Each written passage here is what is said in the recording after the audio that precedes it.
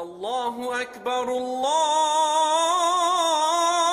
اکبر الحمد للہ الذی ذی العزت والعلا والصلاة والسلام علی سید الانبیاء شمس الضحا بدر الدجا نور الہدا منبع الجود والعطا اما بعد اعوذ باللہ من الشیطان الرجیم بسم اللہ الرحمن الرحیم قل للمؤمنین یغضوا من ابصارہم صدق اللہ العظیم وصدق رسولہ النبی الکریم ونحن علی ذلک لمن الشاہدین والشاکرین والحمد للہ رب العالمین ان اللہ وملائکتہ یصلون علی النبی یا ایہا الذین آمنوا صلوا علیہ وسلموا تسلیما الصلاة والسلام علیک یا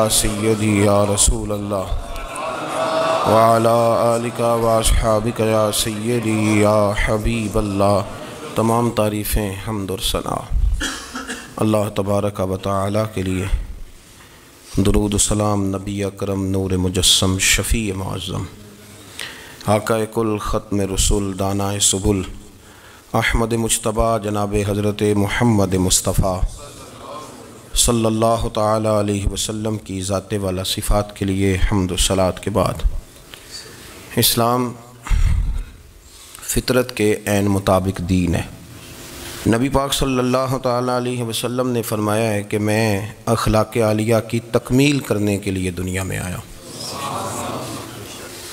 جتنے اخلاق ہو سکتے تھے، جتنی خوبصورتیاں ہو سکتی تھیں، جتنی اللہ کو محبوب تھیں، وہ ساری میرے نبی کریم نے بیان فرمائی، ساری رسول کریم صلی اللہ تعالی علیہ وسلم نے بیان کر دی ہیں، جتنی خوبصورتیاں ہو سکتی تھیں۔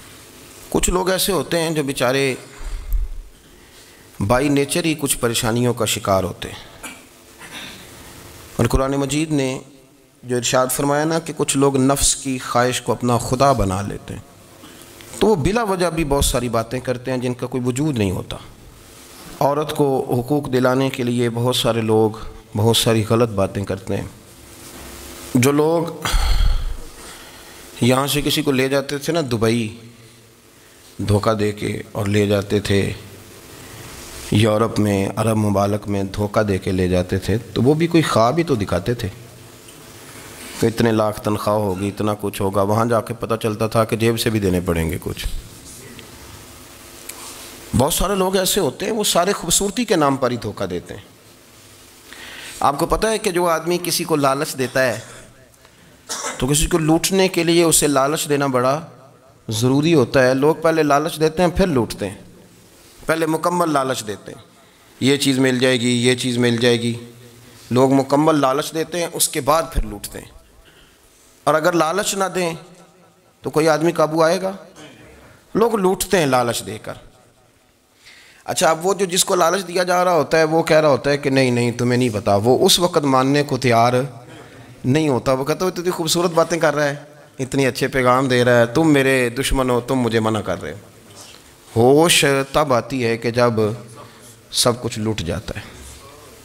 عورت کو ویسے بھی قابو کرنا بڑا آسان ہوتا ہے۔ اعلیٰ حضرت بریلوی رحمۃ اللہ علیہ فرماتے ہیں بیٹیاں نازک شیشیاں ہوتی ہیں، ان کو تو ذرا سی چوٹ لگے تو ٹوٹ جاتی ہیں۔ دیکھیں کتنا بڑا جملہ کہا بریلی کے امام نے، نازک شیشیاں ہیں۔ ذرا کوئی آدمی گمراہ کرتا ہے، ذرا خراب کرتا ہے۔ اب دیکھیں نا، یہ جو بچیوں کو بچے مس گائیڈ کرتے ہیں، انہیں بڑے بڑے خواب دکھاتے ہیں، وہ بیچاری ماں باپ کو چھوڑ کے، بہن بھائی کو چھوڑ کے اس کے ساتھ شادی کرتی ہے، پھر جو اس کا بعد میں حشر ہوتا ہے، آپ ادلیاں نو سردار پہن تکے تے شرما والیاں نو چوٹے ڈولیاں دے۔ پھر وہ بیچاری ماں باپ رکھتے نہیں، وہ ظلم کرتا ہے، تو کتنی بڑی تکلیف میں وہ بچی آ جاتی۔ نازک شیشی ہوتی ہے نا تو ٹوٹ جاتی۔ یہی حال اب جدید خواتین اور یہ جو کچھ اینکر پرسن ہیں، یہ اصل میں نا یہ آپ کو سیاست سکھاتے ہیں، لیکن یہ مادر پیدر آزاد لوگ ہیں، بالکل آزاد۔ یہ تو علماء شور نہ کریں، بات نہ کریں، گفتگو نہ کریں، مشائخ بات نہ کریں اور یہ جو کچھ سنجیدہ اور دینی طبقہ ہے یہ کچھ شور نہ کرے، یہ تو روڈوں پہ ننگے ہو کے آ جائیں معاذ اللہ۔ خوفناک نظریہ رکھتے ہیں یہ لوگ۔ عورت کو کہتے ہیں تیرے حقوق ہم تجھے لے کے دیں گے، مثلاً وہ کون سا حق ہے جو تم نے لے کے دینا ہے؟ میرے نبی کریم صلی اللہ علیہ وسلم اس کو بیٹی بھی بنایا ہے، اس کو بہن بھی بنایا ہے، اس کو ماں بھی بنایا ہے، اسے بیوی کا عالی شان رتبہ بھی عطا فرمایا ہے۔ اور چونکہ بیٹی کا بھی حق بڑا بیان کیا جاتا ہے، بہن کا بھی، ماں کا بھی، اور بیوی کے معاملے میں لوگ سمجھتے ہیں کہ زیادہ بات نہیں کرنی چاہیے، شاید مسئلہ خراب ہو جائے۔ حالانکہ نبی پاک صلی اللہ تعالیٰ علیہ وسلم نے بیوی کے بارے میں پتہ کیا فرمایا؟ فرمایا جب تم نکاح کر لیتے ہو تو اپنا ایمان محفوظ کر لیتے ہو۔ اب میں اس کی شرح نہیں کرتا، اب خود کر لیجئے گا کہ وہ ایک ایسی شخصیت ہوتی ہے کہ جس کی موجودگی میں آپ کا ایمان محفوظ ہے۔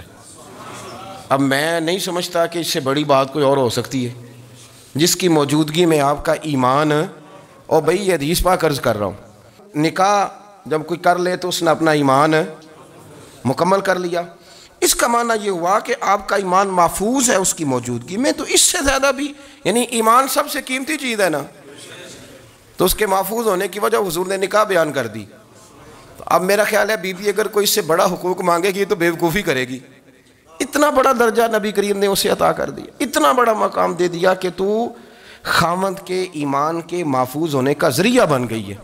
عورت کو جو حقوق رسول کریم صلی اللہ تعالیٰ علیہ وسلم نے عطا فرمائے، نبی پاک نے جو حقوق دیے، دیکھیں نا، حضرت عبداللہ ابن عمر رضی اللہ تعالیٰ عنہ کی اہلیہ بیمار تھی، تو جلدی جلدی سے وہ آئے، تو جب بہت جلدی ہو، سفر بڑا شدید تھا، تو آپ نے جلدی سے نماز ادا کی، جلدی سے چلے۔ آپ کے خادم کہنے لگے حضور خیریت ہے؟ فرمایا میری بیوی بیمار ہے۔ تو اس نے عرض کی حضور آپ کی اہلیہ بیمار ہے، تو آپ نے نماز بھی جلدی سے پڑھی، سفر بھی جلدی جلدی کیا۔ تو فرمانے لگے یہ وہ چیزیں ہیں جو ہمیں مدینے والے رسول نے سکھائی۔ آپ اس کیفیات کو سمجھیں کہ حضور صلی اللہ علیہ وسلم نے درس دیا۔ اور پھر ایک اور بہت بڑی بات، یہ فضیلت کسی اور کو نہیں دی، جو عورت کو حضور نے فضیلت دی، یہ فضیلت کسی اور کو نہیں دی۔ کبھی حضور نے فرمایا کہ تمہارا ابا تمہارے ساتھ بہت سخت رویہ کرے تو تم نے اس کو اس سختی پر داد دینی ہے؟ فرمایا چلو اگر وہ زیادتی بھی کرے تو تم نے اس کے ساتھ سلوک اچھا ہی کرنا ہے۔ لیکن آپ ایک بات کو سمجھے نا کہ بچے کے بارے میں، بیٹے کے بارے میں، بیٹی کے بارے میں فرمایا 10 سال کے ہو کے نماز نہ پڑھے تو سختی کرو، تمہارا ڈنڈا بھی لٹکنا چاہیے۔ بہت ساری جگہوں پہ بہت سارے لوگوں کے لیے سختی کا حکم دیا، لیکن عورت کے لیے حضور نے جو جملے کہے، اصل میں ہم سمجھتے ہیں کہ یہ ایک بات ہے، مشہور ہو گئی ہے روایت حدیث، تو بس اس کے پس منظر پر اور جملوں کے حسن پر شاید معاذ اللہ غور کرنے کی ضرورت نہیں۔ ذرا اس لفظ کی تاثیر پر غور کریں۔ حضور نے فرمایا عورت ٹیڑھی پسلی سے پیدا کی گئی ہے، یہ ٹیڑھی ہے، اس کو سیدھا کرنے کی کوشش کرو گے تو ٹوٹ جائے گی۔ تو حضور پھر ہمارے لیے حکم کیا ہے؟ فرمایا جیسی ہے تم اسی کے ساتھ نبھا کرو۔ آپ سمجھیں کہ اتنا محفوظ حضور نے درجہ دے دیا بی بی کو، اتنا محفوظ کہ فرمایا غلطی بھی ہو تو میرے غلاموں تم اس کے ساتھ نبھا کرو، گزارا کر لو۔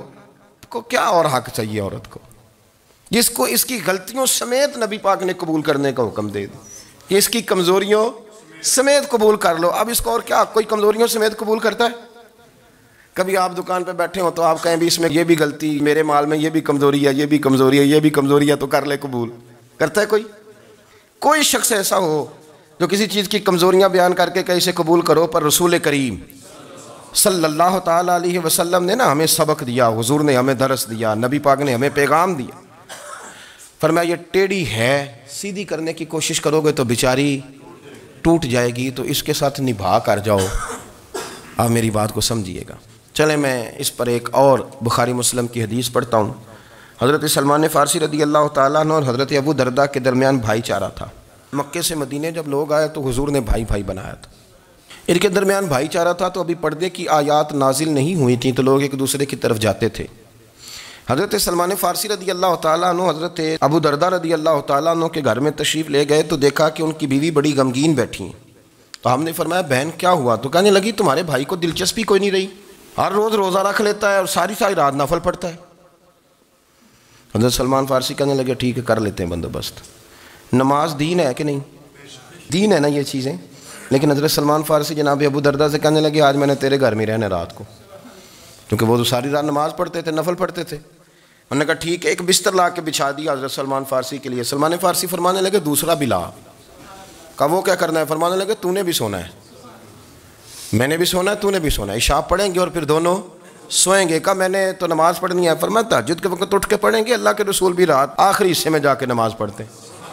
ادھر ساتھ سلا لیا، وہ تھوڑی کو دیر سوئے، اب عادت تھی ساری رات اٹھنے کی، ذرا اٹھنے لگے بستر سے تو حضرت سلمان فارسی فرمایا چپ کر کے سو جا، وہ بڑی رات پڑی ہوئی، چپ کر کے سو جا۔ وہ لیٹ گئے، پھر اٹھنے لگے تو فرمایا سو جا چپ کر کے، بڑا ٹائم ہے۔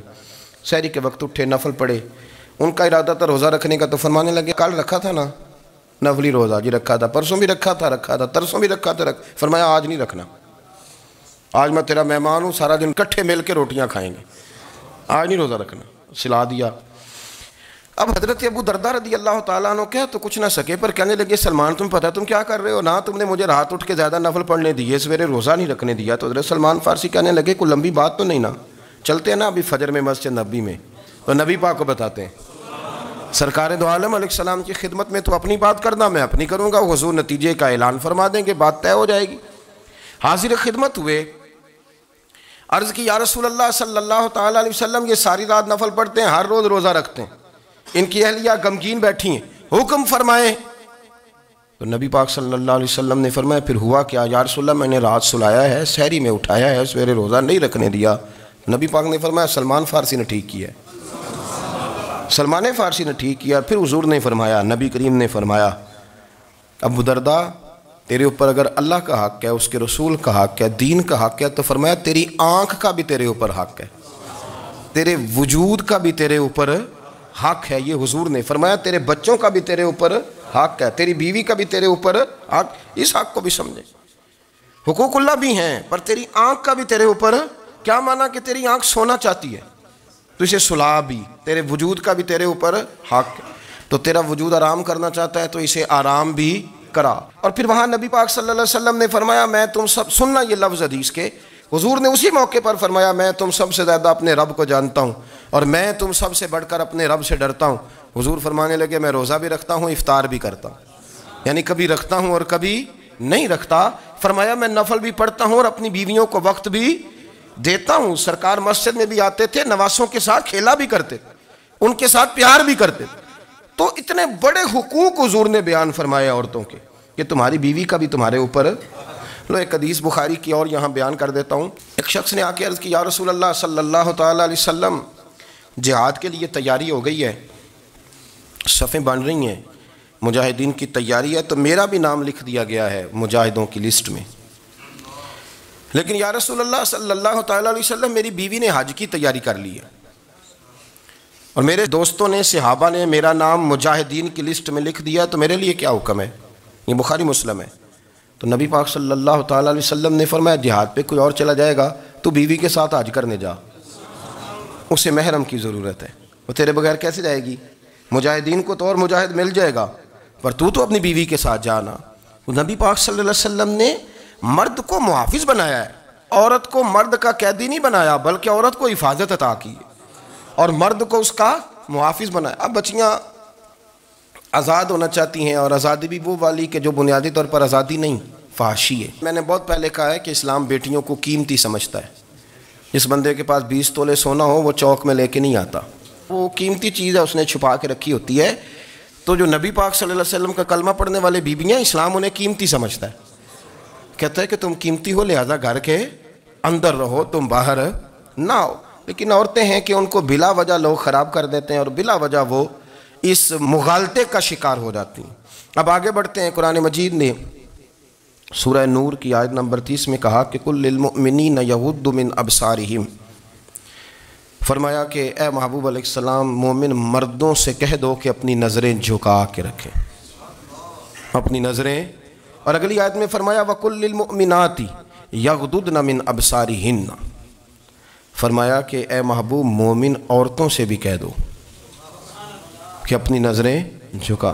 مرد بھی اپنی نظر جھکا کے رکھے گا عورت کی طرف، لیکن یہ ساری پابندی صرف مرد پر نہیں، عورت بھی غیر محرم کا چہرہ نہیں دیکھے گی، اس پر بھی اسی طرح نظر جھکانے کا حکم ہے، جس طرح کہ وہ ہر دکاندار کو بھائی جان کہہ کے گفتگو کرنے کی اس کو بھی اجازت نہیں ہے کہ وہ بھی وہ سمجھے کہ پابندی تو مرد نے کرنی تھی، میں نے تھوڑی کرنی تھی، وہ جس کے پاس جائے، جہاں بھی جائے، ڈاکٹر کے پاس جائے، باہر جائے، تو وہ جس طرح مرضی اس کا دل چاہے وہ بات چیت کرے، اس کی عورت کو بھی اجازت اسلام نہیں دیتا۔ بنیادی طور پہ اسلام شرم و حیا کا دین ہے، حیا کی بات کرتا ہے۔ حیا کی جب ہم تعریف کرتے ہیں تو حیا کی تعریف یہ ہے کہ کوئی کبھی چیز دیکھ کے نا تو آپ کی طبیعت میں کراہت محسوس ہو، آپ کوئی غلط جملہ منہ سے نکالتے ہوئے ذرا جھجکیں، آپ کوئی غلط بات کرتے ہوئے تھوڑا بوجھ محسوس کریں۔ ہمارے ہاں تیزی سے فروغ پایا ہے بے حیائی نے۔ سنگیوں کی محفلیں، یاروں کی محفلیں، اس میں غلیظ گفتگو ہوتی ہے، الا ماشاء اللہ۔ ان دوستوں کو بڑی پاک صاف گفتگو کرنی چاہیے۔ دوستی کا رشتہ بڑا مقدس رشتہ ہے، جو یہاں ایک دوسرے سے پیار کریں گے جنت میں بھی اکٹھے داخل کیے جائیں گے۔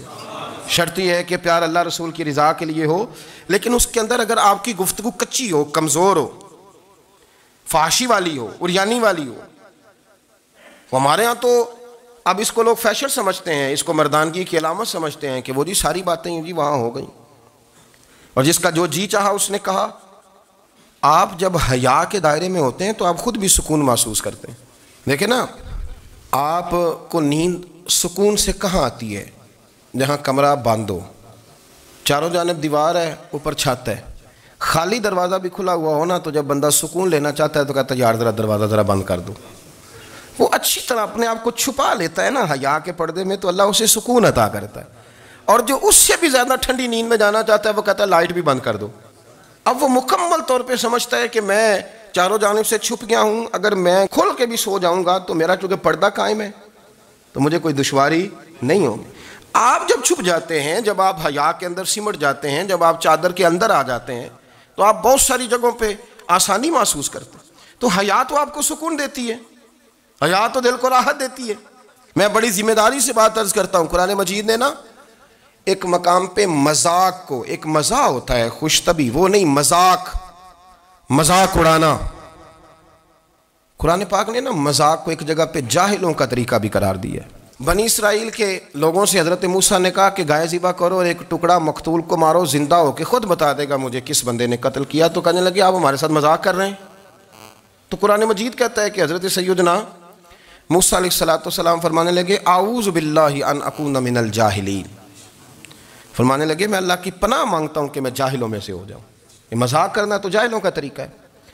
اگر آپ کی زبان سے بے حیائی کا جملہ نکل گیا، اگر آپ کی زبان سے بے حیائی کا جملہ نکل گیا، آپ نے کہہ دیا کہ ہم آزاد لوگ ہیں، جو مرضی کریں گے، جو مرضی کہیں گے، جو ہمارا دل میں آئے گا کریں گے، تو پھر تو لوگ آپ کا وہ حشر کریں گے کہ آپ سے برداشت ہی نہیں ہوگا۔ جس کا لوگ مذاق بنا لیتے ہیں اور جو مذاق بن جاتا ہے پھر اسے کوئی جینے دیتا ہے۔ آپ حیا کی چادر میں چھپیں گے تو بچیں گے۔ اگر آپ نے اپنا مذاق بنوا لیا یہ کہہ کے کہ میں نے مرضی کرنی ہے، پھر یاد رکھنا چھپنے کو جگہ نہیں ملے گی، پھر تکلیف میں آ جائیں گے، پھر بہت بڑی اذیت کا شکار ہو جائیں۔ شرم و حیا، عرب کے اندر جو کنواری لڑکیاں تھیں ان میں بڑی حیا ہوتی تھی۔ الحمدللہ میں بڑے فخر سے کہتا ہوں کہ میرے پنجاب کی، میرے پاکستان کی بیٹیاں بھی 20 دفعہ ان کا ابا کہے تیری شادی کرنی ہے تو وہ آنکھ نہیں اٹھا پاتی آج بھی۔ یہ تو وہ چند لوگ ہیں جو کہتے ہیں ہم ہائی کلاس ہو گئے، ہمیں نہیں پتا کہ وہ روشن خیال ہو گئے ہیں کہ روغن خیال ہو گئے، پتہ نہیں کدھر چلے گئے۔ ورنہ ہماری بیٹیاں آج بھی جب ان سے ان کا باپ، ان کی ماں بات کرتی ہے تیری شادی کی، تو وہ تو شرم کے ساتھ پچھلے سے پچھلے کمرے میں چھپتی ہیں۔ یہ اللہ نے فضل کیا ہوا ہے اس ملت پر۔ تو عرب کی لڑکی بڑی حیا والی ہوتی تھی، اس سے کوئی بات کرنی پڑتی تھی تو 20 دفعہ بات کی جاتی، پھر بھی وہ عورت چھپتی پھرتی تھی۔ حضرت عائشہ صدیقہ رضی اللہ تعالیٰ عنہ فرمانے لگیں میرے نبی پاک صلی اللہ علیہ وسلم عرب کی کنواری لڑکیوں سے بھی زیادہ حیا کرنے والے۔ قاضی اعجاز مالکی نے، شیخ عبدالحق محدث دہلوی نے، دیگر بزرگ جو سیرت نگار گزرے انہوں نے لکھا ہے کہ نبی پاک صلی اللہ علیہ وسلم کے اندر 100 مردوں سے زیادہ طاقت تھی، 100 مردوں سے زیادہ طاقت۔ اب جو بات کہنے لگا ہوں، جو نتیجہ دینے لگا ہوں، اس پر خاص توجہ آپ فرمائیں گے۔ ذرا فکری طور پر، نظریاتی طور پر ایک چیز کو سمجھیے۔ ہم سمجھتے ہیں کہ جوان لڑکا ہے جی جو مرضی کرے، عمر ہے جی۔ آپ ذرا بات پر غور کیجئے گا کہ حضور صلی اللہ علیہ وسلم میں طاقت 100 مردوں سے زیادہ ہے اور حیا کنواری لڑکیوں سے بھی زیادہ ہے۔ ذرا اس بات کا تقابلی جائزہ کیجئے گا کہ طاقت 100 مرد سے زیادہ ہے لیکن حیا کنواری لڑکی سے بھی زیادہ ہے۔ اس کا معنی یہ ہوا کہ جس ٹہنی کو پھل زیادہ لگ جاتے ہیں وہ جھکا کرتی ہے۔ جھکا کرتی. تو حیا تو حسن ہے, حیا تو آپ کو پاک صاف کرے گا, حیا تو آپ کو نرالا کرے گا, انوکھا کرے گا. وہ ہمارے ایک دانشور ہے, تو انہوں نے مضمون لکھا, کئی باتیں بڑی پسند آتی ہیں. وہ کہتے ہیں کہ میری اہلیہ, ان کو بھی کسی نے نا مس گائیڈ کر دیا تھا, حالانکہ اچھی خاتون ہے, کسی نے مس گائیڈ کر دیا. تو وہ بھی سماجی اور ویلفیئر, اور یہ خواتین کو شوق ہوتا ہے نا بننے کا, تو وہ بھی سماج کے اندر اچھا مقام تلاش کرنے کے موڈ میں آ گئی. تو کہیں ایک دن جانا تھا, تو بڑی بن سنور کے میرے ساتھ وہ گاڑی میں بیٹھ گئی. تو میں گاڑی میں, عورتوں کو یہ بھی مسئلہ ہوتا ہے نا کہ ہماری تعریف کرو, تو کئی دفعہ بعض مردوں بیچاروں کو جھوٹ بولنا پڑتا ہے, تو زبردستی کراتی ہیں نا جی. تو اس میں گنجائش بھی دی ہے شریعت نے گنجائش دی ہے کہ کبھی بیوی کو راضی کرنے کے لیے خلاف واقعہ بات کرنی پڑے تو کر لینی چاہیے. تو وہ کراتی بھی ہیں. 3 موقع پر خلاف واقعہ بات کرنے کی اجازت ہے. واقعے کے خلاف بھی آپ بات کر سکتے ہیں. جنگ کے موقع پر 2 لوگوں کو صلح کرانے کے لیے, اور بیوی کو راضی کرنے کے لیے کر لیں کوئی ایسی بات, بے شک اپنی طبیعت پہ جبر کر کے کر لیں, گنجائش ہے, اجازت ہے. تو وہ کہتے ہیں جب وہ گاڑی میں میرے ساتھ بیٹھی بن سنور کے, تو وہ تقاضا کرنے لگی کہ میں نے مطلب بڑے اچھے کپڑے پہنے ہیں پر آپ نے توجہ نہیں کرائی. تو وہ سیاںا بندہ تھا, وہ چاہ رہا تھا کہ میری خاتون سمجھ جائیں. وہ کہتے ہیں مجھے پتہ تھا کہ بیچاری مس گائیڈ ہو گئی ہے, دل کی بڑی اچھی ہے, سیاਣੀ ہے, لیکن اس کو نا کچھ خواتین نے, کچھ لوگوں نے مل کے اس کو ذہن غلط کر دیا ہے کہ سماج میں نکلو, باہر جاؤ, کام کرو, فلاں کرو, اپنی مرضی سے جیو.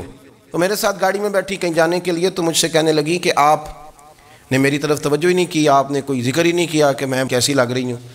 تو وہ کہتے ہیں میں نے اسے کہا کہ اگر تو ناراض نہ ہو تو پھر میں صحیح والی تعریف کر دوں.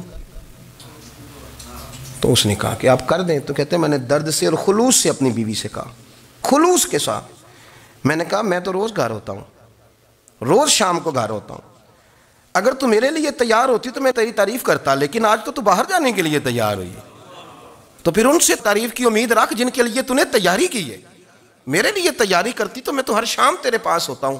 کہتے ہیں وہ میرے لفظوں میں درد تھا تو وہ بھی رو پڑی, اور کہنے لگی آپ گاڑی روک دیں, مجھے باہر جا کے کسی کو راضی نہیں کرنا, میں نے اسے راضی کرنا ہے جس کو رب کریم نے میرا شوہر بنایا اور میرے لیے منتخب کیا ہے, میرے ماں باپ کو. میں واپس لوٹتی ہوں. یہ ایک پہلو ہے سلگتا ہوا, اس کو سمجھا جائے. رسول کریم صلی اللہ علیہ وسلم عرب کی کواری لڑکیوں سے زیادہ حیا والے تھے, کواری لڑکیوں سے زیادہ حضور حیا فرمایا کرتے تھے.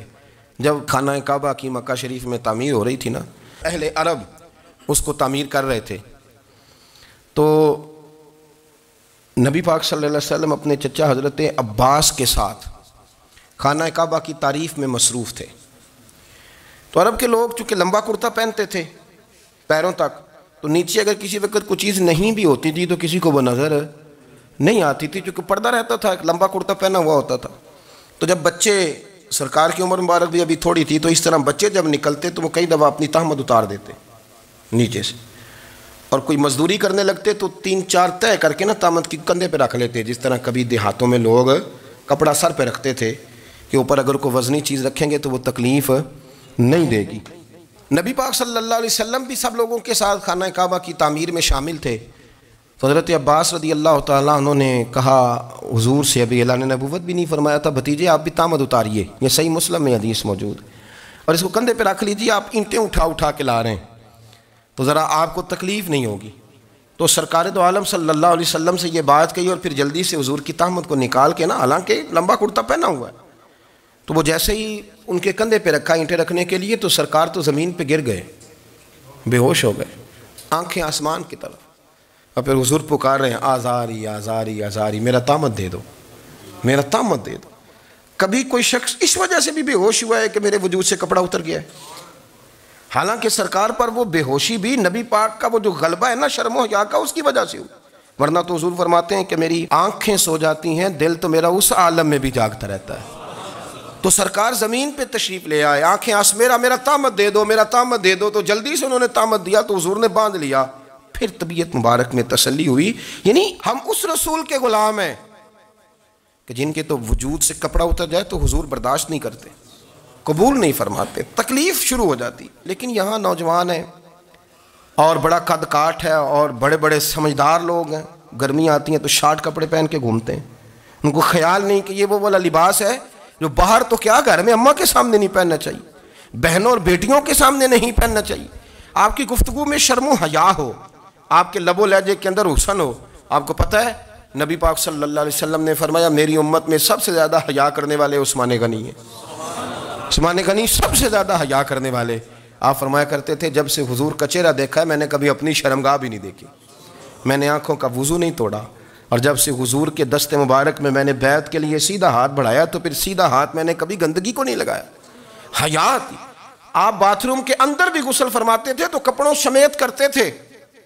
کسی نے کہا حضرت جی واش روم کے اندر کیوں نہیں کپڑے اتارتے؟ آپ فرمانے لگے باہر بندوں سے حیا کرتا ہوں, اندر جاتا ہوں تو رب سے حیا آنی شروع ہو جاتی, وہ تو دیکھ رہا ہے نا.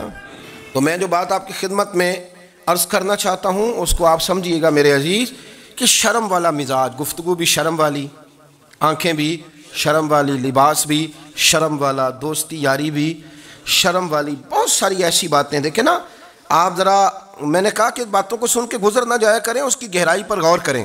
حضور علم کا سمندر ہے, سرکار سے زیادہ علم دنیا میں کسی کے پاس موجود نہیں ہے, اور صحابہ کو موقع ملا ہوا ہے اس سمندر سے فیض لینے کا. لیکن ان کی حالت یہ ہے کہ حضرت علی المرتضیٰ فرماتے ہیں 14 دن گزر جاتے, حضور سے کوئی سوال پوچھنا ہوتا تھا پر میں شرم کے مارے نہیں پوچھ پاتا تھا. 14 دن بخاری شریف میں موجود ہے. ایک دن نبی پاک صلی اللہ علیہ وسلم نے پوچھا صحابہ سے کہ وہ کون سا درخت ہے جس کے پتے نہیں گرتے, اور وہ درخت اس طرح ہے جس طرح مومن ہوتا ہے, وہ درخت میرے مومن کی طرح بتاؤ. حضرت عبداللہ ابن عمر فرماتے مجھے پتا تھا کہ وہ کھجور کا درخت ہے, لیکن چونکہ ابو بکر صدیق بھی بیٹھے ہیں, عمر فاروق بھی بیٹھے ہیں, مولا علی بھی بیٹھے ہیں, عثمان غنی بھی بیٹھے ہیں, اتنے جید لوگ بیٹھے ہیں, تو مجھے حیا آتی تھی کہ میں کیوں جواب دوں. کہتے ہیں سرکار نے کئی دفعہ پوچھا, لوگوں نے کئی اور درخت بتائے, پر فرمایا تمہارا جواب درست نہیں ہے.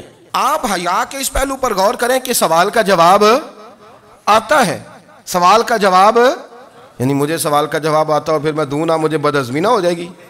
یہ کیسے ممکن ہے کہ میری رات گزر جائے, مجھے پتا بھی تھا اور میں نے بتایا نہیں. بہت سارے لوگ آ کے بہت ساری باتیں بتاتے ہیں, بہت ساری باتیں وہ سمجھاتے ہیں, تو ہم غور سے ان کا چہرہ دیکھنے لگ جاتے ہیں, کہتے ہیں یار اس کا تو دعویٰ تھا کہ میں سمجھنے آتا ہوں, تو یہ تو ہمیں سمجھا رہا ہے, چلو الحمدللہ ہم سمجھنے کو تیار ہیں. لیکن میرے عزیز پتہ بھی ہے جواب کا, علم بھی ہے, لیکن فرماتے ہیں میری حیا نے مجھے اجازت نہ دی کہ میں جواب دوں.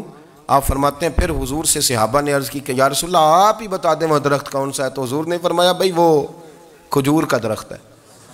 تو آپ فرماتے ہیں میں دل میں کہہ رہا تھا کہ الحمدللہ میرا جواب درست ہے, حالانکہ میں نے جواب دیا ہی نہیں. تو لفظوں میں حیا, جملوں میں حیا, آنکھوں میں حیا, اٹھنے میں حیا, بیٹھنے میں حیا, چلنے میں حیا ایک خوبصورت حسن ہے. اور نبی پاک صلی اللہ علیہ وسلم نے فرمایا جب تو بے حیا ہو جائے نا پھر تو آزاد ہے, پھر تو جو مرضی کا, پھر تو جو. اس لیے بزرگ جب کسی کو بے حیا کہتے تھے نا, اللہ اکبر, اور جب کسی کو کہتے تھے نا یہ بے حیا ہے تو لوگ سمجھتے تھے کہ کوئی ہلکی سی بات کر دی ہے, لیکن ان کا معنی یہ ہوتا تھا کہ بس بھئی اب اس کے ساتھ کوئی کلام کرنے کی ضرورت ہے, اس کو اب اصلاح کی ضرورت نہیں, یہ بے حیا ہے. کیا معنی کہ اب یہ جو اس کے دل میں آئے گا وہ کرے گا, جو اس کی طبیعت چاہے گی وہ کرے گا, اب یہ کسی پہلو بھی قابو آنے کو تیار, بے حیا ہو گیا. بے حیائی بہت بڑا عیب ہے. اور جو لوگ کہتے ہیں کہ ہمیں بالکل آزادی ہونی چاہیے, ہمارا اپنا جسم ہے تو ہماری اپنی مرضی چلے گی. ایک وزیر صاحب ہیں, پتہ نہیں میں ان کو جانتا تو نہیں, انہوں نے سینٹ میں تقریر کی ہے, میں نے ان کی بات سنی ہے. اس نے کہا نہیں بھائی جسم رب کا ہے تو مرضی بھی تو رب کریم کی چلے گی, اور مرضی بھی اللہ کی. یہ مجھے تھوڑا سا مسئلہ ہے جسم پر, کبھی کبھی مجھے کثرت سفر سے الرجی ہو جاتی ہے. میرے ساتھ لوگ نا دل سے پیار کرتے ہیں, شاید ہی کوئی اچھا ڈاکٹر ہو جس تک میرے سنگی مجھے لے کے نہ گئے ہوں, پر جسم اللہ کا ہے نا, مرضی بھی جب وہ چاہے گا صحت دے گا. کیوں کچے کاموں میں لوگ پڑ گئے, کیوں غلط لوگ سوچ میں پڑ جاتے ہیں, یہ اسی کا ہے. اور جب وہ چاہے گا, آپ اس بات کو اچھے طریقے سے سمجھ لیں کہ جو اپنی مرضی چوکوں چوراہوں میں کر رہے ہوتے ہیں نا, جو مرضی گاندمند, وہ جانور ہوتے ہیں, وہ جانور ہوتے ہیں. جو نہ چونک دیکھتے ہیں نہ گلی دیکھتے ہیں, نہ انہیں پتہ ہوتا ہے کہ جگہ کون سی ہے, وہ انسان. میں نے کہہ دیا جو میں نے کہنا تھا, میں نے کہہ دیا, وہ جانور ہوتے ہیں. اور جو کچھ انسان ہوتے ہیں نا, ان کے اندر کچھ نہ کچھ پھر شرم حیا بھی ہوتی ہے. وہ چوکوں چوراہوں میں وہ حرکتیں اور وہ کام نہیں کرتے جو جانور کرتے ہیں. ان کے لیے بڑے پردے ہوتے ہیں, ان کے لیے بڑی باتیں ہوتی ہے, ان کے لیے بڑا کچھ ہوتا ہے. جو بالکل آزاد ہو جائے, کوئی پتہ نہ ہو کس وقت کیا کہنا ہے کیا کرنا ہے, تو پھر وہ دائرہ انسانیت سے خارج ہو جاتا ہے۔ ہم آپ کو کیا دعوت دیں؟ آپ تو وہ باتیں کر رہے ہیں جو اسلام کا انسانیت کے حق میں بھی ٹھیک نہیں، آپ تو وہ والی باتیں کر رہے ہیں جن کا انسانیت بھی تقاضا نہیں کرتی کہ یہ باتیں ہونی چاہیے۔